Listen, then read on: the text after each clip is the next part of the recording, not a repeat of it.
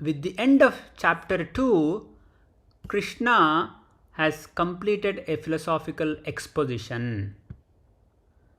The nature of the self is clarified. Doership is undermined. Attachment to result is loosened.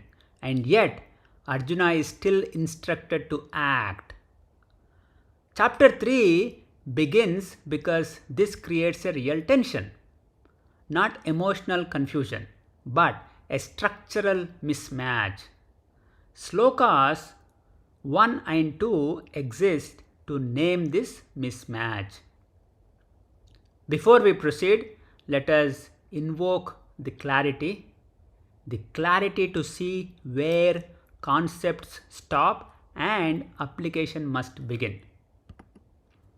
Om Sahana Bhavatu Sahanau Bhunaktu Sahaviryam Karavavahaihi Tejasvinavadhitamastu ma vidvishavahaihi. Om Shanti Shanti Shanti.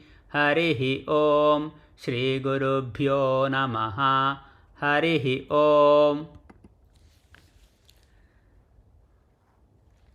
Atha तृतीयोऽध्यायः कर्मयोगः Arjun उवाच ज्यायसि चेत्कर्मणस्ते मता बुद्धिर्जनार्दन तत्किं कर्मणि घोरे मां नियोजयसि केशव व्यामिश्रेणेव वाक्येन बुद्धिं मोहयसीव मे तदेकं वद निश्चित्य येन श्रेयोऽहमाप्नुयाम्.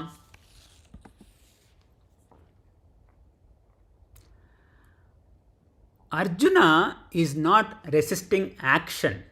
He is pointing out a logical inconsistency that he perceives.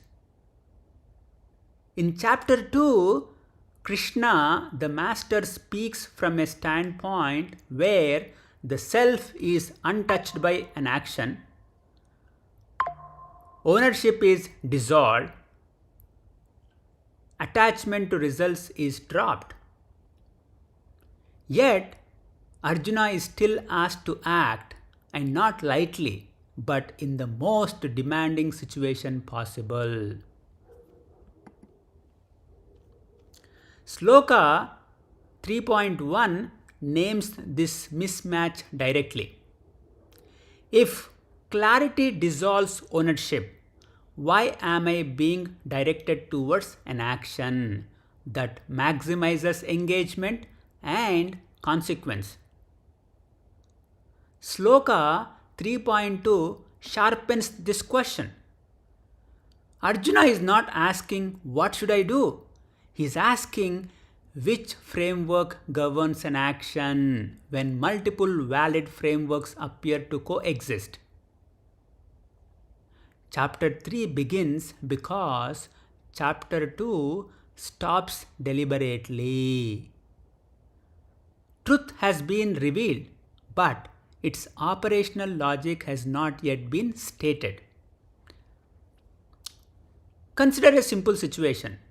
You understand that you should not be attached to outcomes, yet you still hold a role that carries responsibility, risk, and consequence.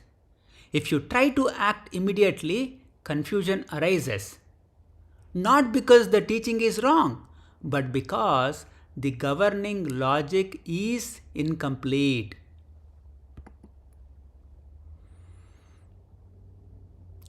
Let us look at the practical application. This is the practical function of 3.1 and 3.2 slokas. When a serious insight creates confusion in your life, don't rush to apply it. First, identify what no longer fits together. For example, I am told not to be attached. I am still required to act fully. Don't resolve this by choosing one side. Don't dilute the insight. Don't abandon responsibility. Hold the tension long enough to see this. Confusion here is not failure. It means the old logic has broken and the new logic has not yet been articulated. That waiting is not passivity, it is precision. So as we close, the slokas, today's slokas 1 and 2 do not give answers. They prepare the ground. They mark the point where clarity must learn how to operate inside an action. Chapter 3 exists to address this, not by compromise but by coherence. We will continue with that in the next session. Om Shanti Shanti Shanti Harihi Om Shri Gurubhyo Namaha Harihi Om Swadhyaya Pravachanabhyam Na Pramaditavyam Om Tat Sat.